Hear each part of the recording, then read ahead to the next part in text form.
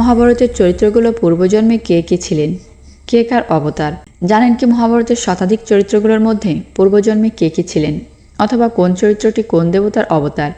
শুধুমাত্র ভগবান শ্রীকৃষ্ণ নারায়ণের অবতার এবং পঞ্চপাণ্ডবগণও কর্ণ হচ্ছে 6 জন দেবতার অংশ। সাধারণত আমাদের জানার গণ্ডি এখানেই এসে শেষ হয়, কিন্তু আসলেই কি তাই? কথা দিচ্ছি, মহাভারতের এই চরিত্রগুলো প্রকৃত অতীত ইতিহাস বা পূর্বজন্মের কথা জানলে বিস্মিত হবেন আপনি। কারণ মহাভারতের এই চরিত্রগুলো কেউ দেবতাদের অবতার, কেউ বা দেবতাদের অংশ, কেউ বা পূর্বজন্মের অভিশপ্ত, আবার কেউ বা পূর্বজন্মের ঋষি অসুর অপ্সরা বসু প্রভৃতি। সুতরাং ভিডিওটি তথ্যপূর্ণ মনে হলে আমাদের চ্যানেলটি সাবস্ক্রাইব করে কমেন্টে একবার রাধে রাধে লিখে যাওয়ার অনুরোধ রইল। সুভদ্রা, বলরাম, ভগবান শ্রীকৃষ্ণ ও তার পত্নীগণ। ভগবান শ্রীকৃষ্ণের ভগিনী সুভদ্রা ছিলেন দেবী যোগমায়ের অবতার। তিনি মধু কৈটবকে বধ করার জন্য শ্রীবিষ্ণুর শরীর থেকে যোগনিদ্রা প্রত্যাহার করেছিলেন। আবার তিনি ভগবান শ্রীকৃষ্ণের জন্মের সময় কারাগারের পরিবেশ মায়াচ্ছন্ন করে রেখেছিলেন। এবং যেহেতু এই বৈষ্ণবী মহামায়া ভগবান বিষ্ণুর শক্তির মূর্তরূপ হিসেবে সর্বদা তার সাথে অবস্থান করেন, সেহেতু তিনি পরবর্তীতে ভগবান শ্রীকৃষ্ণের ভগিনী সুভদ্রা রূপে জন্ম নিয়েছিলেন। তবে কোনো কোনো মতে রামায়ণের রাক্ষসী ত্রিজটা পরজন্মে জন্ম নিয়েছিলেন সুভদ্রা রূপে। অশোকবনে বন্দিনী মাতা সীতাকে রক্ষা করা ও সেবা করার প্রতিদান হিসেবে তিনি পরজন্মে স্বয়ং ভগবান ভগিনী হিসেবে জন্মলাভ করেছিলেন বলে মান্যতা প্রদান করা হয়।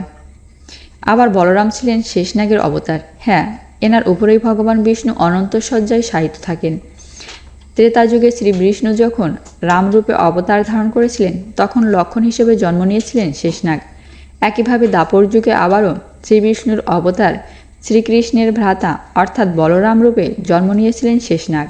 মহাভারতে শ্রীকৃষ্ণের পত্নী হিসেবে তার অষ্টভার্যা ও 16,100 পত্নীর উল্লেখ পাওয়া যায়। এই অষ্টভার্যার মধ্যে মাতা রূপকিনী ছিলেন দেবী শ্রীলক্ষ্মীর অবতার। মাতা সত্যভামা ছিলেন পূর্বজন্মের গুণবতী নামক একজন নারী, যিনি একাদশী ব্রত ও কার্তিক ব্রতের ফল হিসেবে ভগবান শ্রীকৃষ্ণকে পতিরূপে প্রাপ্ত করেছিলেন।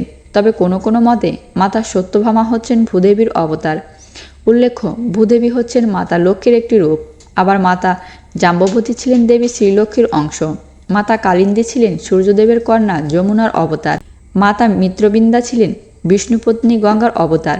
মাতা নগ্নজিতি ছিলেন শ্রীলক্ষ্মীর আরেক রূপ, নীলাদেবীর অবতার। মাতা ভদ্রার পূর্বজন্মের কোনো তথ্য পাওয়া যায় না এবং মাতা লক্ষণা ছিলেন সত্যভামার মতো ভূদেবীর অবতার।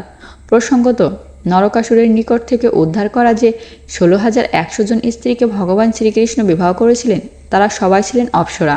বেদব্যাস, রাজা শান্তনু, সত্যবতী, ভীষ্ম, ধৃতরাষ্ট্র, পাণ্ডু, বিদুর, গান্ধারী, কুন্তী এবং মাদ্রী। মহাভারতের রচয়িতা মহর্ষি কৃষ্ণ দ্বৈপায়ন দেবব্যাস তার পূর্ববর্তী জন্মে ছিলেন মহর্ষি অপান্তরতমস। মহাবিষ্ণু যখন তার নিজের শ্রীমুখ দিয়ে ভূ শব্দটি উচ্চারণ করেছিলেন, তখন বিষ্ণুর অংশ হিসেবে জন্ম নিয়েছিলেন মহর্ষি অপান্তরতমস। সে কারণে বেদব্যাসকে ভগবান বিষ্ণুর অবতার হিসেবেও মান্যতা প্রদান করা হয়ে থাকে। আবার রাজা শান্তনু ছিলেন পূর্বজন্মের রাজর্ষি মহাভীষ, যিনি স্বর্গলাভ করার পরেও দেবী গঙ্গার প্রতি প্রণয়াসক্ত হওয়ার কারণে স্বর্গচ্যুত হয়ে মর্তে জন্মগ্রহণ করেছিলেন। অন্যদিকে হরিবংশ পুরাণ থেকে জানা যায়, অচ্ছেদা নামক এক অপ্সরা অভিশপ্ত হয়ে পরজন্মে জন্ম নিয়েছিলেন সত্যবতী রূপে। আপনারা নিশ্চয়ই স্বর্গের অষ্টবসুর নাম শুনে থাকবেন। একদা এই অষ্টবসুগণ ঋষি বশিষ্ঠের কামধেনু চুরি করে ধরা পড়েছিলেন হাতে নাতে। তবে যেহেতু প্রভাস নামক একজন বসুর প্ররোচনায় বাকি 7 জন বসু এই হীন কার্য করেছিলেন, তাই প্রভাসকে মর্তলোকে দীর্ঘকাল বাস করা এবং বাকি 7 বসুকে ক্ষণিকের জন্য মর্তে জন্ম নেওয়ার অভিশাপ দিয়েছিলেন ঋষি বশিষ্ঠ। বলাই বাহুল্য, এই 8 জন বসুই একে একে জন্ম নিয়েছিলেন রাজা শান্তনুর ঐরসে ও দেবী গঙ্গার গর্ভে। এই 8 সন্তানের প্রথম 7 জনকেই জন্মের সাথে সাথে জলে ভাসিয়ে দিয়েছিলেন গঙ্গা এবং অষ্টম সন্তান প্রভাস মর্তে থেকে গিয়েছিলেন বহুকাল। এবং এই প্রভাসই প্রথমে দেবব্রত ও পরে ভীষ্ম নামে পরিচিত হয়েছিলেন। মহারাজ ধৃতরাষ্ট্র ও মহারাজ পাণ্ডুর পূর্বজন্ম সম্পর্কে মহাভারতের আদি পর্বে কোনো তথ্য না থাকলেও পুরাণ থেকে জানা যায়, গন্ধর্বরাজ হংস ও তার কনিষ্ঠ ভ্রাতা দুর্বাসার অভিশাপে মর্তে জন্ম নিয়েছিলেন। গন্ধরাজ হংস জন্মেছিলেন জন্মান্ধ ধৃতরাষ্ট্ররূপে এবং তারই কনিষ্ঠ ভ্রাতা শুদ্ধতার দেবতা জন্মেছিলেন পাণ্ডুরূপে। তবে মহামতি বিদুরের জন্ম হয়েছিল একটু ভিন্নভাবে। একদা বিনা দোষে মান্ডব্য নামক এক মুনিকে শুলে চড়িয়েছিলেন জৈনিক রাজা, কিন্তু বিনা দোষে কেন ঋষিকে এই শাস্তি পেতে হলো তা জানার জন্য মান্ডব্য গিয়েছিলেন মহারাজের কাছে। মহারাজ উত্তরে বলেছিলেন, ছোটবেলায় একটি ফড়িংয়ের শরীরে তীক্ষ্ণ ঘাসের ডগা বিদ্ধ করার অপরাধ মান্ডব্য ঋষিকে এই শাস্তি পেতে হয়েছে। যমরাজের এই উত্তর শুনে বেজায় চটে গিয়েছিলেন ঋষি। অপরিণত বয়সে একজন অবুঝ বালকের করা অপরাধের এত বড় শাস্তি দেওয়ার জন্য যমরাজের প্রতি প্রচণ্ড ক্রুদ্ধ হয়েছিলেন তিনি। সেই সাথে তিনি যমরাজকে অভিশাপ দিয়েছিলেন, অন্যায়ভাবে তার প্রতি শাস্তির বিধান প্রদান করায় যমরাজকে মর্তলোকে শূদ্রজনী প্রাপ্ত হতে হবে। আর মান্ডব্য ঋষির সেই অভিশাপের ফলে স্বয়ং যমরাজকে শূদ্র মাতার গর্ভে জন্মাতে হয়েছিলেন বিদুর রূপে। অন্যদিকে মাতা গান্ধারী ছিলেন দেবীর মতির অবতার, মাতা কুন্তী ছিলেন দেবী সিদ্ধির অবতার এবং মাতা মাদ্রী ছিলেন দেবী ধৃতের অবতার। পঞ্চপাণ্ডব ও দ্রৌপদী। পঞ্চপাণ্ডবের পরিচয় দিতে হলে দুইভাবে আমাদেরকে আলোচনা করতে হবে। আপনারা জানেন, ঋষি দুর্বাসার প্রদত্ত মন্ত্র বলে 5 জন দেবতাকে আহ্বান করে তাদের অংশ দ্বারা পুত্র জন্ম দিয়েছিলেন মাতা কুন্তী। প্রসঙ্গত যুধিষ্ঠির ছিলেন ধর্মরাজের অংশ, ভীম ছিলেন পবনদেবের অংশ, অর্জুন ছিলেন দেবরাজ ইন্দ্রের অংশ এবং নকুল ও সহদেব ছিলেন অশ্বিনী কুমারদের অংশ। মহাভারতের আদি পর্ব থেকে জানা যায়, পঞ্চপাণ্ডবের প্রত্যেকেই ছিলেন বিভিন্ন মন্বন্তরের দেবরাজ ইন্দ্র। কি গোলমেলে লাগছে, আসুন বিষয়টা একটু ব্যাখ্যা করা যাক। আপনারা জানেন, সত্য, ত্রেতা, দাপর ও কলিযুগ মিলে আমাদের মোট যুগ 4টি। এই 4টি যুগের সমষ্টিকে বলা হয় মহাযুগ এবং 71টি মহাযুগের সমষ্টিকে বলা হয় মন্বন্তর। আপনারা অনেকেই হয়তো জানেন না, প্রত্যেক মন্বন্তরের দায়িত্বপ্রাপ্ত হয়ে থাকেন একজন মনু, 7 জন ঋষি বা সপ্তর্ষি ও একজন ইন্দ্র, এবং প্রত্যেক মন্বন্তরে নতুন নতুন মনু, সপ্তর্ষি ও ইন্দ্রগণ দায়িত্ব গ্রহণ করে থাকেন। তো মহাভারতে আমরা যে পঞ্চপাণ্ডবের কথা শুনে থাকি তারা আসলে 5 জন ইন্দ্রের অবতার।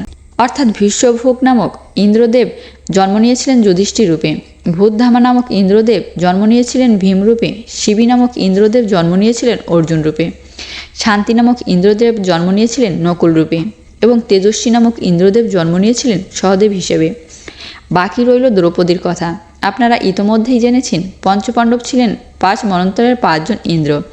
আবার প্রত্যেক ইন্দ্রের স্ত্রী হচ্ছে স্বর্গলক্ষ্মী ইন্দ্রাণী, এবং প্রত্যেক মন্বন্তরে যেমন ইন্দ্রদেবের পরিবর্তন ঘটে, একইভাবে প্রত্যেক মন্বন্তরে স্বর্গলক্ষ্মী বা ইন্দ্রাণীরও পরিবর্তন ঘটে। এবং দ্রৌপদী ছিলেন 5টি মন্বন্তরের 5 জন স্বর্গলক্ষ্মীর সম্মিলিত রূপ।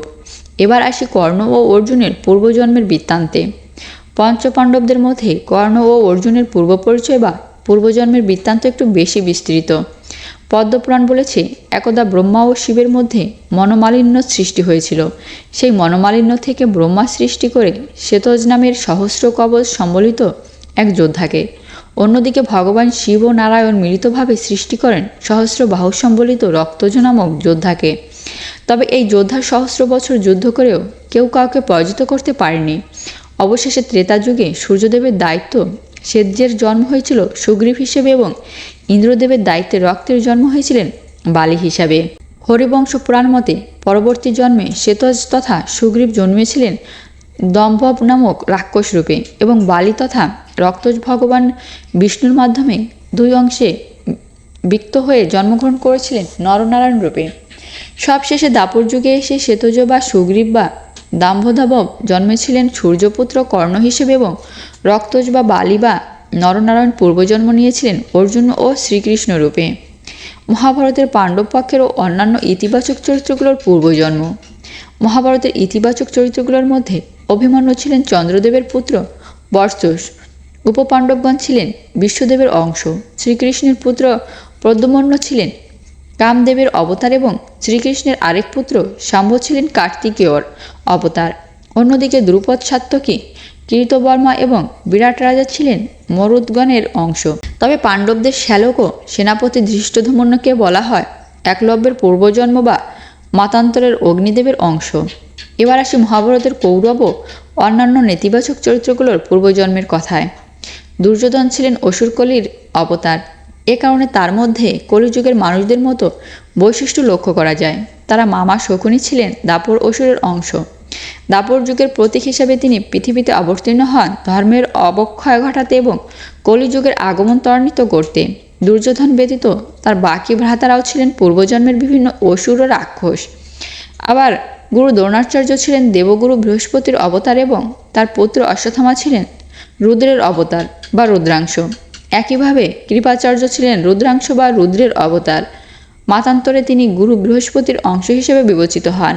সিন্ধুরাজ জয়দ্রথ ছিলেন পূর্বজন্মের জম্বাসুর, উগ্রসেন ছিলেন পূর্বজন্মের অসুর, শরভানু কংস ছিলেন পূর্বজন্মের অসুর কালনেমী, জরাসন্ধ ছিলেন পূর্বজন্মের দৈত্য, বিপ্রচিত্ত জরা নামক ব্যাস ছিলেন রামায়ণের বানর রাজা বালি, ভগদত্ত ছিলেন পূর্বজন্মের দৈত্য বাষ্কল, প্রসঙ্গত বাষ্কল ছিলেন ভক্ত প্রহ্লাদের কনিষ্ঠ ভ্রাতা। তবে শিশুপাল দত্তবর্গের পূর্বজন্মের ইতিহাস একটু দীর্ঘ।